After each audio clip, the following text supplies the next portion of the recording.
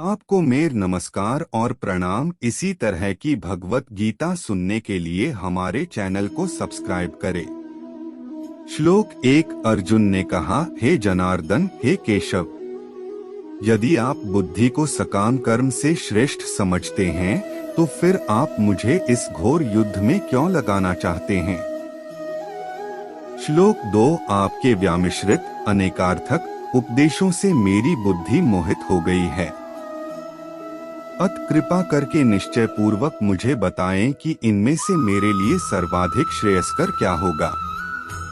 श्लोक 3। श्री भगवान ने कहा, हे निष्पाप अर्जुन, मैं पहले ही बता चुका हूँ कि आत्म साक्षात्कार का प्रयत्न करने वाले दो प्रकार के पुरुष होते हैं।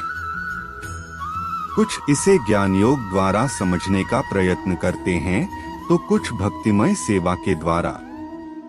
श्लोक 4। न तो कर्म से विमुख होकर कोई कर्मफल से छुटकारा पा सकता है और न केवल संन्यास से सिद्धि प्राप्त की जा सकती है।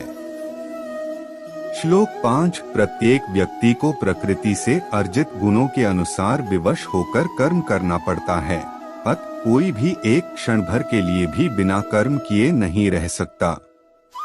श्लोक 6। जो कर्मेंद्रियों को वश में तो करता है किंतु जिसका मन इंद्रिय विषयों का चिंतन करता रहता है वह निश्चित रूप से स्वयं को धोखा देता है और मिथ्याचारी कहलाता है।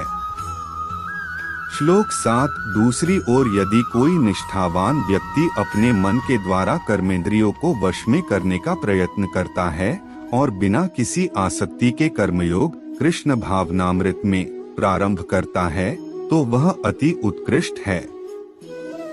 श्लोक 8। अपना नियत कर्म करो क्योंकि कर्म न करने की अपेक्षा कर्म करना श्रेष्ठ है। कर्म के बिना तो शरीर निर्वाह भी नहीं हो सकता। श्लोक 9। श्री विष्णु के लिए यज्ञ रूप में कर्म करना चाहिए, अन्यथा कर्म के द्वारा इस भौतिक जगत में बंधन उत्पन्न होता है। अत हे कुंती पुत्र, उनकी प्रसन्नता के लिए अपने नियत कर्म करो, इस तरह तुम बंधन से सदा मुक्त रहोगे। श्लोक 10। सृष्टि के प्रारंभ में समस्त प्राणियों के स्वामी प्रजापति ने विष्णु के लिए यज्ञ सहित मनुष्यों तथा देवताओं की संततियों को रचा और उनसे कहा, तुम इस यज्ञ से सुखी रहो क्योंकि इसके करने से तुम्हें सुखपूर्वक रहने तथा मुक्ति प्राप्त करने के लिए समस्त वांछित वस्तुएं प्राप्त हो सकेंगी। श्लोक 11। यज्ञों के द्वारा प्रसन्न होकर देवता तुम्हें भी प्रसन्न करेंगे और इस तरह मनुष्यों तथा देवताओं के मध्य सहयोग से सबों को संपन्नता प्राप्त होगी।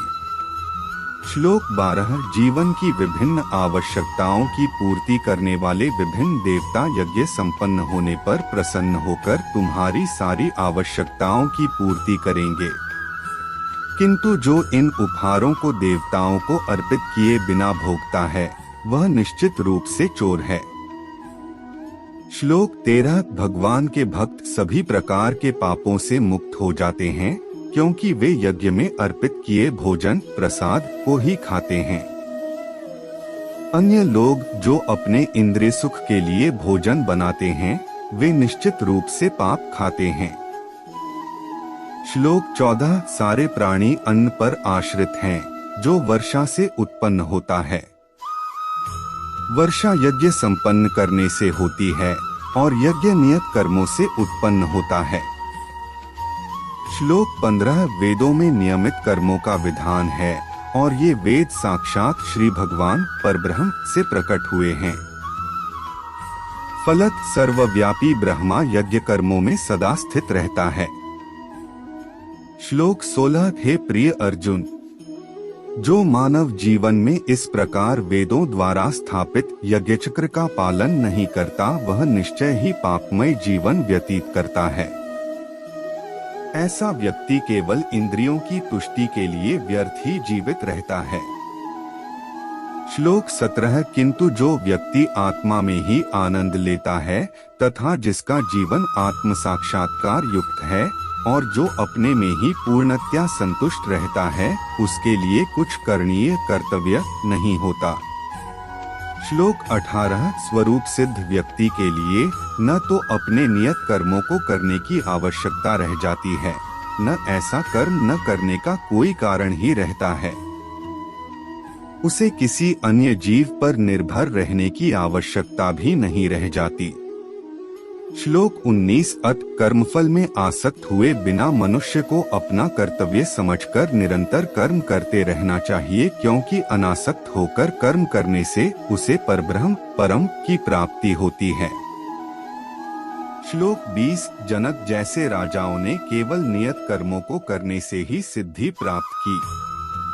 अत सामान्य जनों को शिक्षित करने की दृष्टि से तुम्हें कर्म करना चाहिए। श्लोक 21 महापुरुष जो जो आचरण करता है, सामान्य व्यक्ति उसी का अनुसरण करते हैं। वह अपने अनुसरणीय कार्यों से जो आदर्श प्रस्तुत करता है, संपूर्ण विश्व उसका अनुसरण करता है।